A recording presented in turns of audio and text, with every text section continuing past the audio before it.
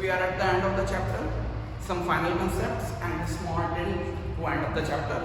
So first of all, पहला concept है suppliers of money. बेटा आपको पहले ही बताया था supplier of money में 3% काउंट होंगे, कंट्री की गवर्नमेंट, कंट्री का सेंट्रल बैंक और उसके सारे कमर्शियल बैंक्स। कंट्री का सेंट्रल बैंक हर कंट्री में अलग अलग होता है। हमारी कंट्री में सेंट्रल बैंक जो है या सेंट्रल बैंकर और जो रोल प्ले कर रहा है वो है हमारा आरबीआई। तो ये 3% इंडिया में मनी सप्लाई का काम करते हैं। ओके, अगली चीज है हमें दो वर्ड्स पे फोकस करना है, डिमांड डिपॉजिट, एक है term deposit. Demand deposit DD जो वर्ड अभी बार बार M1 में आया था। तो देखिएगा डिमांड डिपॉजिट जो है it can be withdrawn at any time. Demand deposit आपके अकाउंट में की गई एक ऐसी डिपॉजिट है जिसको आप कभी भी विड्रॉ कर सकते हो। कभी भी विड्रॉ करने का मतलब है कि आप जब चाहे उस पैसे का और जितनी चाहे उस पैसे को निकाल सकते हो। यानी जैसे अगर मैं बात करूं, आपके सेविंग्स बैंक अकाउंट में जितना भी बैलेंस है वो आप जब चाहे निकाल सकते हो। सेम वे आपके करंट बैंक अकाउंट में, आपका अगर करंट अकाउंट है तो उसमें जितना भी आपने पैसा जमा कर रखा है वो आप कभी भी निकाल सकते हो, कोई मनाही नहीं है। प्लस करंट बैंक अकाउंट में तो आपको ओवरड्राफ्ट की फैसिलिटी मिल जाती है। अगर आपको पता है तो करंट बैंक अकाउंट में आप अपने अकाउंट में जितना पैसा है उससे जितनी ज्यादा निकाल सकते हो। अब पैसा निकालते समय आप चाहो तो विड्रॉवल फॉर्म का यूज करोगे या चेक का यूज करोगे, या जैसे अभी हम जानते हैं कि आज की तारीख में हम बैंक में विड्रॉल फॉर्म और चेक वगैरह यूज ना करके सीधे हम अपने एटीएम का यूज कर लेते हैं, हम अपने वॉलेट्स का यूज कर लेते हैं। तो डिमांड डिपॉजिट होती है, यानी कि जो हमारे बैंक अकाउंट में है, चाहे वो हमारा सेविंग्स अकाउंट है या करंट अकाउंट है, उसमें हम जो पैसा है उसको हम कभी भी निकाल सकते हैं। देखिएगा जब बैंक में आप अपने पैसे जमा कराते हो ना, चाहे वो सेविंग्स में करंट में, तो बैंक कभी आपसे पूछता नहीं है कि कितने टाइम के लिए जमा कर रहे हो। ना आप कभी बैंक से पूछते हो कि भाई मैंने अपने सेविंग्स अकाउंट या करंट अकाउंट में पैसा जमा कर रखा है तो मैं कब निकाल सकता हूँ, कोई लिमिट नहीं है, उसकी कोई टर्म नहीं है। तो ध्यान रखिएगा डिमांड डिपॉजिट्स जो होती हैं इनका कोई टर्म फिक्स नहीं होता है, इनको कभी भी निकाला जा सकता है। जबकि दूसरी जो होती है वो टर्म डिपॉजिट होती है। एक चीज और, डिमांड डिपॉजिट्स का ही दूसरा नाम चेकेबल डिपॉजिट्स है। चेकेबल डिपॉजिट्स का मतलब है इनके अगेंस्ट आप चेक लिख सकते हो। डिमांड डिपॉजिट्स वो है जिनके अगेंस्ट आप चेक लिख सकते हो। आप सेविंग्स अकाउंट में चेक लिखते हो, बिल्कुल लिख सकते हो। करंट अकाउंट में चेक बुक ऑब्वियसली इशू होती है। तो डिमांड डिपॉजिट्स चेकेबल डिपॉजिट्स होती है। अब दूसरी होती है बेटा टर्म डिपॉजिट्स।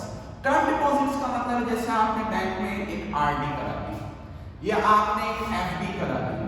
अब जैसे आरडी होती है मिनिमम 5 इयर्स के लिए होती है। एफडी आप चाहो तो 1 ईयर के लिए करा लो, 2 इयर्स के लिए करा लो, 3 इयर्स के लिए, जितना आपको करना चाहे।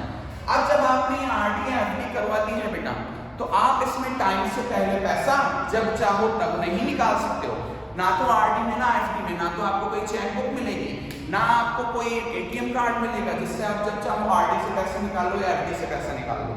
आपको अगर आरडी या एफडी से टाइम, या तो पैसा आपको मिलेगा पूरा मैच्योरिटी के बाद कि भाई 5 साल की आरडी या एफडी है तो 5 साल के बाद पैसा मिलेगा, या फिर इन बिटवीन अगर आप चाहते हो पैसा तो पहले बैंक में जाके आपको एप्लीकेशन करना पड़ेगा, उसके बाद बैंक आपका प्रोसेस करेगा अकाउंट और एक या 2 दिन में आपको पैसा निकलेगा, वो भी पूरा पैसा नहीं मिलेगा।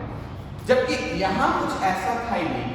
टर्म डिपॉजिट को ध्यान रखिएगा, टर्म डिपॉजिट जो होती है वो नॉन चेकेबल डिपॉजिट होती है, यानी इनके अगेंस्ट कभी भी आप चेक नहीं लिख सकते हैं। तो ये बात बेटा आपको पता होना चाहिए। ओके, इसके बाद एक इंपॉर्टेंट कंसेप्ट जो हमें समझ में आना चाहिए मनी के साथ, वो है लीगल टेंडर। देखिए अगर लीगल टेंडर जो है, लीगल टेंडर एक वर्ड यूज किया जाता है जो मनी की वैलिडिटी को शो करता है कि मनी अगर अपनी करेंसी में चल रहा है तो वो लीगल टेंडर है। जैसे अगर आपने पीएम मोदी का स्पीच जब आपको डिमोनेटाइजेशन के टाइम पे आया था तो उसको अगर आपने सुना होगा तो उन्होंने एक बात साफ साफ की होगी कि कही थी कि आज आधी रात से 12 मिडनाइट से 500 और 1000 का नोट लीगल टेंडर नहीं रहेगा। लीगल टेंडर नहीं रहेगा इसका मतलब यह है कि वो पेमेंट के लिए यूज नहीं किया जा सकता या करेंसी के फॉर्म में यूज नहीं किया जा सकता। तो अगर कोई भी चीज मनी के तौर पे यूज की जा सकती है वो सब लीगल टेंडर है। आपके जितने भी कॉइन्स चल रहे हैं वो सब लीगल टेंडर है, जितने भी नोट्स चल रहे हैं वो सब लीगल टेंडर है। अब ये लीगल टेंडर बेटा दो टाइप का होता है, एक लिमिटेड एक अनलिमिटेड। जो आपके पेपर नोट्स होते हैं यानी नोट्स हैं, उनके साथ अनलिमिटेड लीगल टेंडर चलता है। अनलिमिटेड लीगल टेंडर होने का मतलब इनको can be used for small as well as big payments. छोटा पेमेंट करना हो या बड़ा पेमेंट करना हो, दोनों जगह पेपर नोट का यूज किया जा सकता है।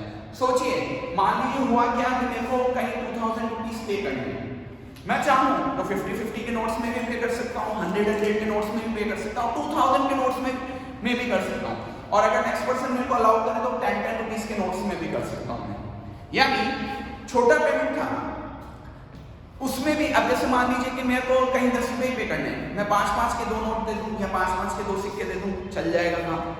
छोटा पेमेंट है, वहां पर भी मेरे नोट्स यूज कर रहे हैं, चल रहे हैं, और बड़े पेमेंट में भी यूज हो रहे हैं। जबकि जो कॉइन्स होते हैं बेटा, हमारे कॉइन्स जो होते हैं उनका लिमिटेड लीगल टेंडर होता है। लिमिटेड लीगल टेंडर का मतलब है उनका यूज केवल स्मॉल पेमेंट्स में हो सकता है। अब सोचिए, मुझे कहीं 100 रुपीज पे करने हैं, मुझे कहीं 100 रुपीज पे करने हैं, मैं अपनी गुल्लक तोड़ के लाया, मेरे पास भी गुल्लक है, मैं उसको तोड़ के लाया, उसमें से कॉइन्स निकाले मैंने 1-1, 2-2 रुपए के, और उनको 100 रुपए का सम लेके दुकानदार को रख दिया। दुकानदार लेने से साफ मना कर देगा, भले वो नोट्स वो कॉइन्स आरबीआई ने इशू किए हैं, वो गवर्नमेंट से बैक्ड अप है, इंडिया की करेंसी में और करंट करेंसी में है, लेकिन वो नेक्स्ट पर्सन उसको लेने से मना कर देगा, क्योंकि वो कहेगा कि भाई मेरे 100 रुपए में कब तक मैं इसको काउंट करता रहूंगा, तो मैं नहीं लेना। उसने साफ मना कर दिया। किस बेसिस पे मना किया? क्योंकि जो कॉइन्स होते हैं बेटा वो स्मॉल पेमेंट्स के लिए ही यूजफुल होते हैं। नेक्स्ट पर्सन उसको मना कर सकता है, चाहे तो वो ले भी सकता है, और अगर मना कर रहा है तो उसने किस बेसिस पे मना किया कि उसने इस बेसिस पे मना किया है कि कॉइन्स का यूज छोटे पेमेंट में ही होगा, बड़े पेमेंट में नहीं होगा। ओके, मैं यहाँ पे आपको कुछ डिटेल दे रहा हूँ जिससे आपको शायद क्लियर हो जाए।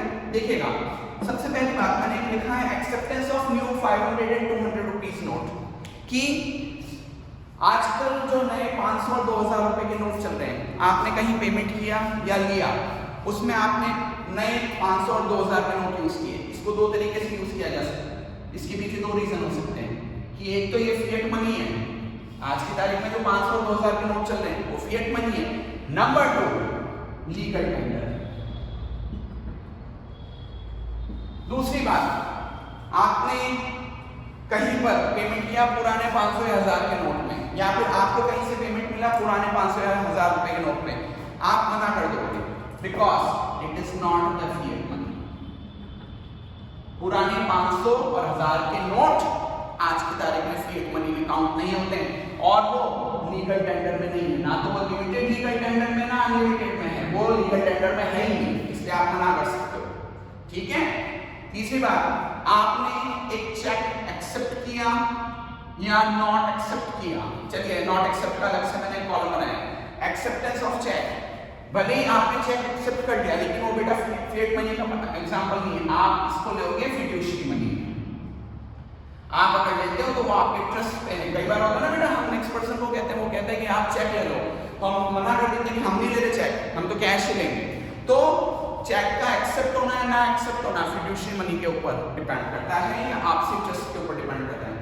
Non acceptance of a cheque, आपने चेक दिया या आपको कहीं से चेक रिसीव हुआ, आपने मना कर दिया कि मैं चेक नहीं लूंगा, मैं कैश में लूंगा। It is because again fiduciary money. Fiduciary money को हम एक्सेप्ट कर भी सकते हैं और नहीं भी कर सकते हैं, ध्यान रखिएगा, फिएट को करना ही करना पड़ेगा।